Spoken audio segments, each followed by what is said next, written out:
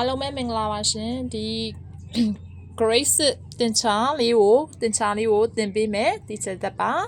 ဒီမှာဆိုရင် Grace မှာဆိုလို့ရှိရင်ခန်းတစ်ခန်းရှိတယ်ဆိုရင်ခန်းစုစုပေါင်းဒီမှာတက်ကနေပြီးတော့အခန်း6ခန်းရှိပါတယ်ပေါ့နော်အခန်း6ခန်းလုံးကိုအတူတူလေ့လာကြည့်ကြရအောင်ပေါ့နော်ဒါကတော့တင်ချာ1အတွက် Grace မှာဆိုလို့ရှိရင်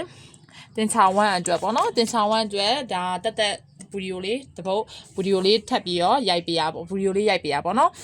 ဒီအခန်းလေးတွေကိုအတူတူလေ့လာကြရအောင်ပေါ့နော်အခန်း1မှာဆိုရင်ဘာကိုပြောထားလဲဆိုလို့ရှိရင်ဒီမှာသူပြောထားတာကအခန်း1တဘာဝကိန်းများနဲ့အပြေကိန်းများတဘာဝကိန်းများနဲ့အပြေကိန်းများလို့ပြောတယ်ဆိုလို့ရှိရင်ကိုကခေါင်းစဉ်ကိုနားလေသဘောပေါက်အောင်မယ်ပေါ့နော်ခေါင်းစဉ်ကဘယ်လိုပြောထားလဲဆိုတာကိုကိုကသိရမယ်အဲ့တော့ခေါင်းစဉ်ကတဘာဝကိန်းများနဲ့အပြေကိန်းများဆိုတော့ပေါ့နော်ကဲကလေးတို့ပေါ့နော်တဘာဝကိန်းဆိုတာဘယ်လိုနားလဲလဲအပြေကိန်းဆိုတာကိုဘယ်လိုနားလဲလဲဆိုတဲ့ဟာလေးကိုသိရမယ်ပေါ့နော်ဒီမှာဆိုလို့ရှိရင်ဒီမှာဒါ Grace တွက်ပြပေးမယ့်ဟာလေးပေါ့နော်ဒီမှာတွက်ပြပေးမယ့်ဟာလေးကဘာလဲဆိုရင်ခန်းတဲ့တဘာဝကိန်းများနဲ့အပြေကိန်းများခေါင်းစဉ်ကတဘာဝကိန်းများနဲ့အပြေကိန်းများကိုဘယ်မှာဖော်ပြထားမှာလဲဆိုရင်ကိန်းမြင့်ပေါ်တွင်ဖော်ပြခြင်းပေါ့နော်ကလေးကိုစပြီးတော့တွက်မယ်ဆိုလို့ရှိရင်ရေးမယ်ဆိုလို့ရှိရင်ဒီ note လေးကိုအရင်ဆုံးစပြီးတော့ပေါ့နော်ရေးထားမယ်ပေါ့နော်အခန်း1တဘာဝကိန်းများနဲ့အပြေကိန်းများလို့ရေးမယ်နောက်တစ်ခုကတဘာဝကိန်းများနဲ့အပြေကိန်းများကိုကိန်းမြင့်ပေါ်တွင်ဖော်ပြခြင်းလို့ရေးမယ်နောက်ပြီးရင်သူ့ရဲ့ခေါင်းစဉ်လေးဖြစ်တဲ့တဘာဝကိန်းများအင်္ဂလိပ်လို natural number လို့ခေါ်ပါတယ် number မှာ s ထည့်ထားတဲ့တဘာဝကိန်းများပေါ့နော် natural number ကြီးဆိုတာဘာကြီးပြောရလဲတဲ့ဒီမှာသူကဟောပေါ့နော်ဒီထဲမှာတော့ရှင်းရေးပြထားတယ်ပေါ့နော်အဲ့ဒါကိုကနေပြောကြတော့ဒီမှာသဘောတရားနဲ့ပြောထားပါတော့ကလေးတို့ကပေါ့နော်ဒီခဲတံလေးတစ်ချောင်းကိုသွားပြီးတော့ဝယ်မယ်ဆိုလို့ရှင်ခဲတံလေးတစ်ချောင်းပြီးပါအောင်လို့ပဲပြောတယ်ခဲတံလေး0ချောင်းပြီးပါအောင်လို့မပြောဘူးပေါ့နော်အဲ့တော့ခါကြတော့တဘာဝကိန်းဆိုရပြောတဲ့အတိုင်းပဲတဘာဝကိန်းဆိုတာကိုနဲ့နီးစပ်နေတဲ့တော်တွင်မှာတဘာဝဆန်နေပေါ့နော်ဒီမှာဆိုရင်ခဲတံဝယ်ရဆိုတာလည်းအဲ့မှာတဘာဝမှာဖြစ်ပျက်နေတဲ့အကြောင်းအရာကြီးပေါ့နော်ဒါကြောင့်မလို့ခဲတံလေး0ချောင်းလို့မပြောပါဘူးခဲတံလေးတစ်ချောင်းပြီးပါအောင်တကယ်လို့မှ0ချောင်းမပြောဘဲနဲ့ခဲရလေး10ချောင်းပေးပါအောင်0ထည့်ခြင်းပေါ့နော်10ချောင်းလေးပေးပါအောင်လို့ပြော0ချောင်းလို့မပြောအဲ့တော့ကြောင့်မလို့တဘာဝကိန်းဆိုတာဘာလုပ်လို့ရလဲဆိုရီတွက်လို့ရတဲ့ကိန်းတွေကိုတဘာဝကိန်းလို့ပြောတယ်ပေါ့နော်စာအုပ်ဆိုလဲစာအုပ်တရားစင်မှာဆိုရင်12အုပ်ပါတယ်စာအုပ်တရားစင်လို့ပဲပြောတယ်စာအုပ်0တရားစင်လို့မပြောဘူးကဏ္ဍတွေမှာဆိုလို့ရှိရင်ပေါ့နော်0 1 2 3 4 5 6 7 8 9 10ဆိုလို့9ထိရှိတယ်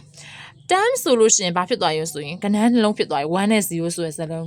နှလုံးဖြစ်သွားပြီအားကြောင့်မလို့ကဏ္ဍတွေအများဆုံးမှာဆိုလို့ရှိရင်0ကနေ9အထိရှိရပေါ့နော်အဲ့ဒါလေးကိုလည်းသိရမယ်ကလေးတွေကပေါ့နော်ဒီမှာဆိုလို့ရှိရင်ရေတွက်ရသောကိန်းများကိုတဘာဝကိန်းများသို့မဟုတ်ရေတွက်ကိန်းများလို့ခေါ်တယ်ကဲရေတွက်ရသောကိန်း0ဆိုတာရောရေတွက်လို့မရဘူးလား0ကကြတော့ရေတွက်လို့မရဘူး0ရဲ့ရှေ့မှာ1တို့2တို့ထည့်လိုက်လို့ဆိုတော့10ကိန်း20 30 40ဆိုပြီးတော့ရေတွက်လို့ရတယ်အဲ့တော့ရေတွက်ရသောကိန်းများကိုဘာကိန်းတွေလို့ခေါ်လို့ဆိုရင်တဘာဝကိန်းတွေလို့ခေါ်တယ်တဘာဝကိန်းတွေမှာဆိုလို့ရှိရင်အကြီးဆုံးတဘာဝကိန်းဆိုပြီးတော့ကိုကသတ်မှတ်ထားတာမရှိဘူးအဲ့မှာတစ်ထက်ငယ်တဲ့တဘာဝကိန်းထဲမှာအငယ်ဆုံးကတစ်ပဲတစ်ထက်ငယ်တဲ့တဘာဝကိန်းတွေမရှိဘူးပေါ့နော်တဘာဝကိန်းတွေမှာဆိုရင်အကြီးဆုံးတဘာဝကိန်းလို့မရှိဘူးပေါ့နော်အဲ့တော့အဲ့ဒါလေးလည်းသိရမယ်တစ်ထက်ငယ်တဲ့တဘာဝကိန်းလည်းမရှိဘူးဆိုတာသိရမယ်ပေါ့နော်ဒီမှာဆိုရင်ကဲဆိုရင်1 2 3 4 5 6 8 9 10စသည်တို့ကစသည်ချင်းမကောက်ဒီပြကဏ္ဍတွေလာလေးပြ9 5 6ဟောပေါ့နော်9 9 9 9 9ကဏ္ဍတွေအများကြီးအဲ့ဒါကြောင့်မလို့တဘာဝကိန်းမှာအကြီးဆုံးတဘာဝကိန်းဆိုပြီးတော့မရှိဘူးဆိုပြီးတော့ပြောထားတယ်ပေါ့နော်အဲဒီမှာကိန်းမြင့်လေးနဲ့ဖော်ပြမယ်ဆိုလို့ရှိရင်ဒီမှာစမှတ်တဘာဝကိန်းကိုကိန်းမြင့်လေးနဲ့ဖော်ပြမယ်ဆိုရင်စမှတ်တို့ပဲရှိရပေါ့နော်ဒီမှာဆိုရင်1 2 3 4 5 6အများကြီးလာလို့ရတယ်ဒီမှာဆိုရင်ကိန်းမြင့်လေးနဲ့ဖော်ပြထားရပေါ့နော်အဲ့တော့ तू ကကိန်းမြင့်ပေါ်ရှိဒါကတဘာဝကိန်းများပေါ့နော်အဲ့ဒါလေးကိုပြောတယ်နောက်တစ်ခုက8နဲ့9ကြားမှာတဘာဝကိန်း8နဲ့9ကြား तू ကမေးထားတာ8နဲ့9ကြားမှာတဘာဝကိန်းရှိလားဆိုရင်8နဲ့9ကြားမှာတဘာဝကိန်းမရှိပါဘူးဘာလို့လဲဆိုလို့ရှိရင်တဘာဝကိန်းဆိုတာကတသမကိန်းတွေကိုပြောတာမဟုတ်ဘူး တဘာဝဆိုတာကထားပါတော့ခုနကပြောသလိုပဲခဲတန်ပေါ့နော်1.5ချောင်းလေးပေးပါလို့မရှိဘူးလေအဲ့ဒါဆိုလို့ရှိရင်အဲ့ဒါကြောင့်မလို့သူကတသက်မာဂိမ်းကြီးအပြည့်ဂိမ်းကြီးမရှိဘူးတဘာဝဂိမ်းပါပေါ့နော်တသက်မာဂိမ်းကြီးအပြည့်ဂိမ်းကြီးပြောတသက်မာဂိမ်းကြီးဘာလဲဆိုအပိုင်းဂိမ်းကြီးမရှိဘူးပေါ့နော်တဘာဝဂိမ်းမှာဆိုလို့ရှိရင်အဲ့တော့8နဲ့9ကြားမှာတဘာဝဂိမ်းရှိတာ8နဲ့9ကြားမှာဆိုရင်တသက်မာဂိမ်းကြီးအပိုင်းဂိမ်းကြီးပဲရှိပါတယ်8နဲ့9ကြားမှာဆိုလို့ရှိရင်ဘာမှမရှိဘူးလဲဆိုလို့ရှိရင်ပေါ့နော်တဘာဝဂိမ်းနေမရှိပါဘူး။ဘာကြောင့်မလို့တဘာဝဂိမ်းနေမရှိရလဲ။အဘဲကြောင့်ဆိုတော့အဲ့ဒီဂိမ်းနှစ်ခုကြားမှာအတိအကျရေးတွက်လို့ရတဲ့ဂိမ်းဆိုတာမရှိဘူး။ခုနကပြောသလိုအတိအကျရေးတွက်ဆိုတာ1ဆိုရင်1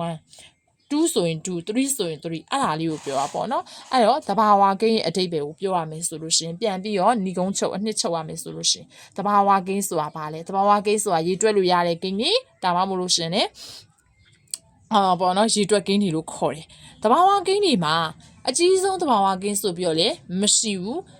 အငယ်ဆုံးတဘာဝဂိမ်းဒီဘာလဲဆိုရင်1ပဲပေါ့နော်1ထက်ငယ်တဲ့တဘာဝဂိမ်းမရှိ1ထက်ငယ်ရင် minus တွေထွက်လာမယ်0ထွက်လာမယ်0ဒီတဘာဝဂိမ်းမဟုတ်ပါဘူးဘာလဲဆိုလို့ရှိရင်ပေါ့နော်0ကတဘာဝဂိမ်းမဟုတ်ဘူးဒါကြောင့်မလို့8နဲ့9ကြားမှာတဘာဝဂိမ်း8နဲ့9မဟုတ်ဘူးခွင်းနဲ့6ကြားအောင်ခွင်းနဲ့6ကြားမှာလည်းတဘာဝဂိမ်းမရှိဘူးအဲ့ဒါလို့ပြောနော်အဲ့ဒါကြောင့်မလို့အတိအကျရေးတွက်လို့မရဘူးပေါ့နော်တဘာဝဂိမ်းဆို8နဲ့9ကြားမှာဆိုလို့ရှိရင်အပိုင်းဂိမ်းတွေတသမဂိမ်းတွေပဲရှိတယ်ဒါလေးရတော့ပေါ့နော်အဲ့ဒါတဘာဝဂိမ်းရဲ့ပေါ့နော်အဓိပ္ပာယ်ကိုပြောပြပါပေါ့နော်တဘာဝဂိမ်းဆိုတဲ့အဓိပ္ပာယ်ကိုပြောပြပါအဲ့တော့ဒါလေးကတဘာဝဂိမ်းဆိုတာလေးကိုနားလည်ပြီးတော့ကြတော့နောက်ထပ်ကြံသေးရပေါ့နော်အပြေဂိမ်းတွေကိုနောက်ထပ်အပြေဂိမ်းတွေကတော့နောက်ဗီဒီယိုမှာဆက်ပြီးတော့ကြတော့ပြောပြပေးပါမယ်โอเคပါဒါလေးကိုအရင်ဆုံးလေ့လာထားပါဦးမသိဘူးဆိုလို့ရှိရင်ပြန်ပြီးတော့မေးလို့ရပါတယ်โอเคပါကျေးဇူးပါစာရည်အများကြီးရတဲ့သူတွေစာတော်ပညာတတ်ကြီးဖြစ်ကြပါစေ